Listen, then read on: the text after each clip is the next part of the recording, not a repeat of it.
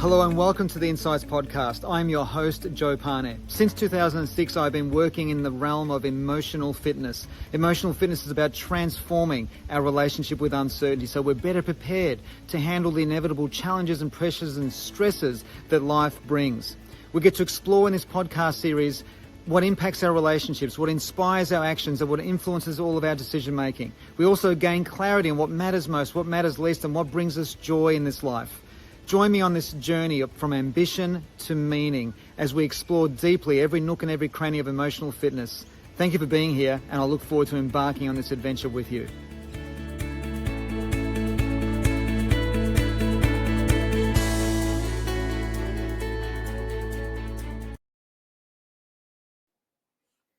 Hello and welcome to episode 97 of Insights. I really appreciate you being here. We've had a little bit of a break since the last episode, and it's just wonderful to be resparking this series of fabulous insights. I love this because we get to look at the human condition and all of its complexities and beauty in very unique ways. And today we're going to be focusing on what I call a very touchy subject, which is the subject of projection. And the whole notion of projection comes from the work of a fellow called Carl Jung from just over 100 years ago. I'm going to be sharing with you some insights specifically from Carl Jung from one of his books. Well, it's not actually one of his books, but his collected works that has been put together in a particular book called Collected Works of Carl Jung. We'll get to that in a moment. But first of all, let me ask you a couple of questions. Have you ever found yourself overreacting to something that is just simply innocuous or just mundane, where you've just emotionally just reacted to the situation and not known why? Have you ever experienced that? Have you ever experienced anger that's just snuck up on you and just suddenly just burst out of you out of nowhere, and you're projecting this onto someone that you love or care for? Have you ever seen this in road rage, where something happens on the road and anger just comes out like a volcanic eruption? Have you ever experienced this, or have you ever seen this in other people? Have you ever been emotionally charged from what someone has said, and there's no logical reason to explain why you've got this charge inside of you? Well, if you can relate to any of those questions, if you've answered yes to any of those questions, well, absolutely, you're in the right place right now. But this is what we're going to be focusing on, because I believe that if you're human, you've experienced some version of this projection. Now, many years ago, Carl Jung said to us that all perception is projection. Now, there are projections that we make. So in other words, I'll explain to you properly, first of all, before I go into the projection space. I'm so keen to get into the projection space. We'll get to that in a sec. So perception, let's just look at perception for a moment. It's actually impossible to experience anything outside of perception. Our perception is our mind. We cannot experience anything in life outside of our mind. We can only experience the moments of life through the complex series of human behavioral filters of how we make sense of our world, through the filters of values, belief systems, defining moments, memories.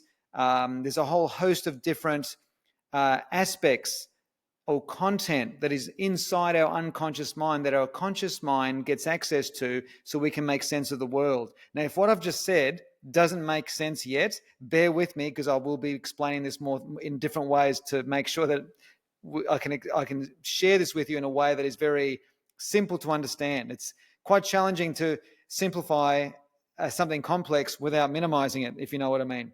So what I want to do is I want to refer to the collected works of Carl Jung, because in that book, I'm going to explain projection and perception more accurately as we go through this conversation. So if you can hang in there with me, that would be great.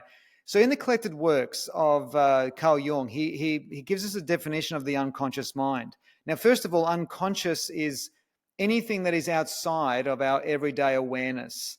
So, for example, you could be walking down a street and your unconscious mind has an awareness of everything, and I mean literally everything, but our conscious mind has only got access to the awareness of the car in front of us, or the cyclist crossing the street, or whatever it might be that has grabbed our attention.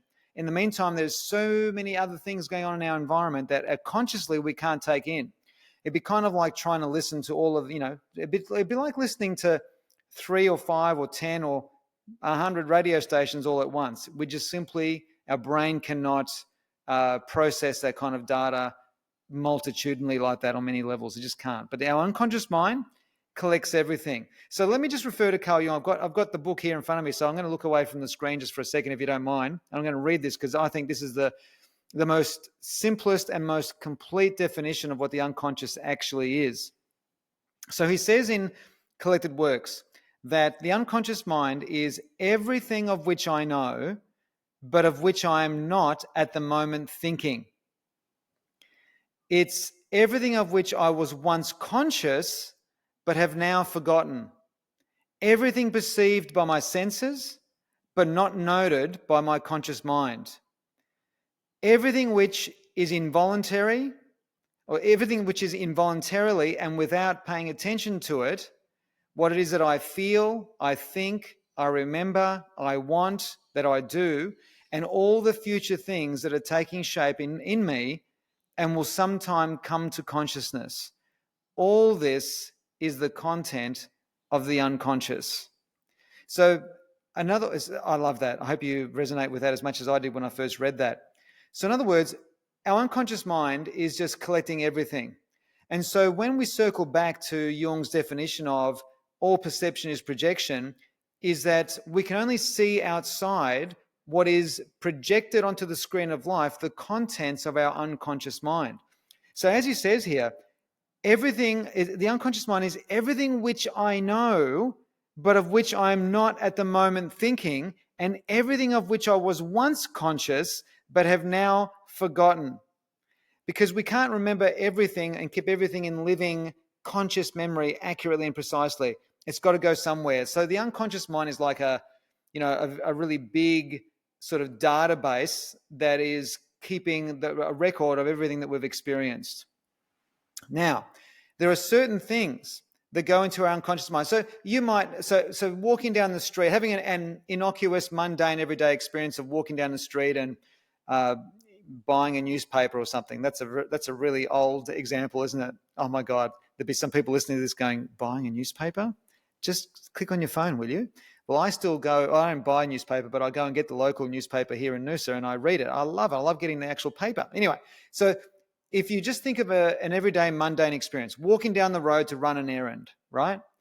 Is that experience has been collected and added to the unconscious mind, but there's nothing that is special about it. It's just an everyday average experience, if that makes sense. However, our unconscious mind also collects traumatic experiences where we've been disrespected or hurt, painful experiences. And so these get collected in the unconscious mind, and these get projected onto the world as well. So the kind of projection I want to focus on here in this conversation is the touchy version. And what I mean by that is that at times when you just erupt in a volcanic angry response, or you become emotionally charged around what someone has said, or you just simply want to throttle someone, that it's just, in other words, if you get this emotional reaction that makes no logical sense, this is the touchy version of projection. So the sort of projection that we're talking about has got three key features or three core ingredients. And that is that the projection is emotional, it's compulsive, and it's an overreaction given the circumstances that we have been given. So I'll say that again. The sort of projection that we're talking about here, because these are the projections that we can learn from. These projections are emotional, compulsive, and we tend to be overreacting to the circumstances presented. These projections represent to us unresolved issues so it's unresolved frustrations that sit in our unconscious mind that we've either not resolved, unresolved obviously, or we haven't embraced, or we haven't taken responsibility for. And so, in other words, you might have, I'll give you a real life example. So many years, well, it was about 2 years ago, something like that, maybe 3 years ago, at the time of this recording, I remember one of the last conversations I had with my father-in-law was where we had this conversation at the dinner table where he brought up a certain subject matter and asked my opinion about it, and I expressed my opinion, and he just started laughing uncontrollably. He had a pattern of doing that for about 25 years. He did it not with me, he did it with me, but he also did it with every other member of the family, where he would talk about something, raise a subject matter of some kind, or ask an opinion about something to do with politics or sport or whatever it was. We would offer our opinion, and then, not all the time, if he disagreed with what you said, he would just laugh. And a lot of the time he disagreed. So, and I remember every time he did that, you would feel disrespected, minimized, and completely, how do I put it? Minimized and disrespected. I just, that's probably a very mild way of putting it. Anyway, for all these years, I never bothered saying anything about it. And I remember about 2 or 3 years ago, before he passed away at the age of 85, he was quite unwell. And this episode happened again at one of our last dinners, where he raised something, and I answered him with my opinion. He disagreed with it, and he laughed at me. And I remember getting to the point where I nearly, I wanted to say to him, "Hey, are you aware of how you make people feel when you do this? And you've been doing this with me and your family for as long as I've known you, since I met you in 1993. Did I do that? No, I didn't. I didn't express it. So that experience became suppressed in my unconscious mind. So, and I had a justification for it at the time. He wasn't well. I could see that at 85, he was probably getting close to the end. And so I just let it go. But I didn't let it go, if you know what I mean. I let go of that moment, but I didn't let go of the impact. So what ended up happening was he passed away. And now I'm not one, I don't believe in regrets, but I acknowledge that was a moment where I could have expressed something in a very healthy, resourceful way. So what's the point of me sharing this story? Well, the point of this story is that then what happens is I go and live my life. And then let's just say somebody out in the street, and this actually happened about 3 weeks ago, where I was going for a run one morning on a gorgeous street here in Noosa, and it was a very early morning. This is typically a very quiet residential street. It was early, 5:30 in the morning, 6 o'clock in the morning, something like that. So it was really, really quiet. And this cyclist rode past me reasonably quickly, and he aggressively pointed to the footpath but basically insinuating to me, "Hey, you should be running on the footpath, not on the road." Now, as soon as he did this, I got a volcanic reaction. I was projecting onto him. I was emotional, compulsive, and overreactive. And as he rode away, I said a few words, but he couldn't hear me. That took a lot of courage. And I also did certain things with my fingers, if you know what I mean. I was a little bit rude, and it felt fantastic at the time.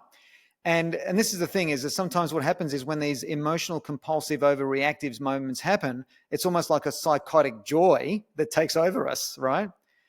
Now, what's the point of that? How does that circle back to the story around my father-in-law? Well, because what happens is that whenever I've experienced any version of expression of anyone disrespecting me, it reminds me of the whole series of those conversations with my father-in-law, which I never resolved, I never embraced, I never took responsibility for. And so I project that onto an innocent person like a cyclist who's just riding by me. He shows an act of disrespect. I overreact, because if you think about it, he was right. I should have been running on the footpath. What was I doing running on the road? He was right. And my ego says, well, it was the way that he did it. He could have been nicer about it. You can justify these things till the proverbial cows come home. But the point I'm making is that it's the compulsive, emotional overreaction. The key word there is compulsive. It's not like I thought about how I was going to respond. I just responded like that. I reacted like that. So the point I'm making here is that there are lots of projections that happen in our lives where we project these qualities or these experiences that are unresolved frustrations or situations that we haven't embraced or lessons that we haven't taken responsibility for. And this has just been stored in the unconscious mind. And then there we are living our life. We are experiencing all of these experiences of our everyday living, waking lives. And then something happens, whether it's a person that reminds us of a person that annoyed us all those years ago, or whether it's a subject matter that, sparks a memory of something from many years ago, or it's a way that someone glances at you or looks at you that unconsciously reminds you of a person that you had some traumatic experiences with. Do you get what I'm saying? These are all projections that spark us up. And I think that whenever we experience a projection that really fires us up, it's an opportunity to learn. It's an opportunity to grow. Now, you can't do it in that moment because there's a saying in life, I'm sure you've heard it before, that love is blind. Well, in other words, what love is blind is saying is that anytime we're emotional, we can't see. Because anytime we are emotional, the analytical part of our brain dials down and our emotional brain dials up. Both those brains can't be dialed up at the same time.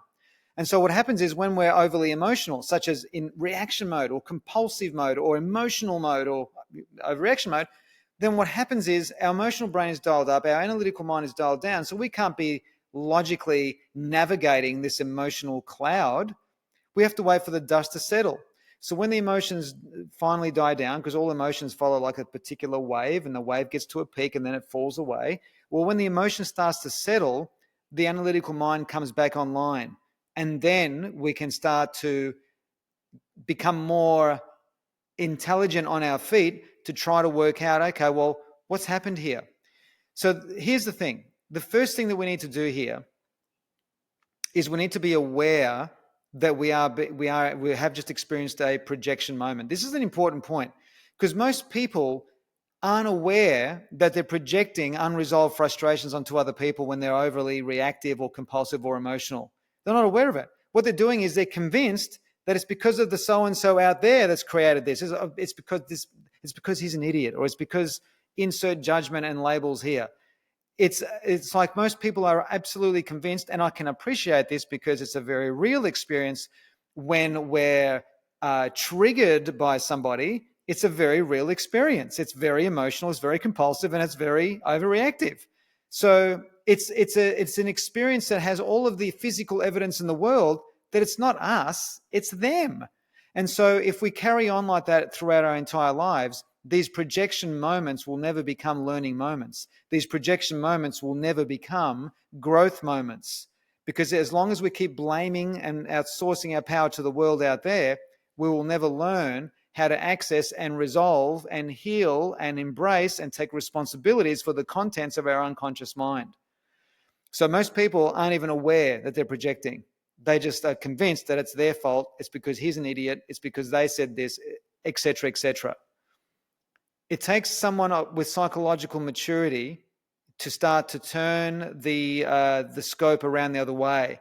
You know, the old metaphor that when you're pointing to someone with your pointing finger, there are three fingers pointing back at you.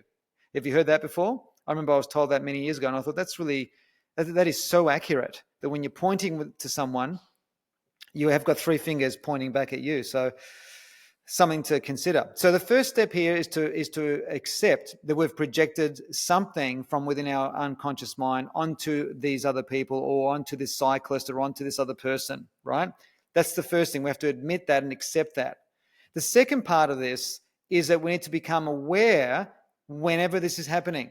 So in other words, if there's a theme, if this is happening episodically, in other words, if you're noticing that, you know, it's a certain type of situation with a certain type of person that really triggers you, well, there's something to look at. There's got to be something within your past experience that your conscious mind is linking to that's creating this spark, that's creating this overreaction, that's creating this compulsive emotional state. And now this is where the complexities of human behavior take over, because all of us are extremely unique. In fact, putting the words extremely and unique together makes no sense, because you either are unique or you're not. So all of us are unique, and human behavior is very complex. So there's no panacea, there's no universal solution to working out why you are overreacting to that certain person in that certain situation. This is something that takes reflection. And the more that you reflect and the more awareness you bring to every time that you're triggered, the closer you are to working out what is the root cause of that projection. Is that making sense? And so that's a really important thing to embrace here, is that these triggering moments, once the dust has settled and the analytical brain comes back online, it's an opportunity to reflect really powerfully on what it is within our past experiences that has contributed to this experience out there. So I find this I just find this a fascinating topic, because all of us, I don't care who it is, all of us are projecting. I mean, we're projecting all the time, but these triggering projection moments, we all have them. We all have them. And in the moment of that projection, It is so easy to fall down the rabbit hole of blame and outsourcing that power to that person or to that circumstance or to that situation that's actually created that trigger.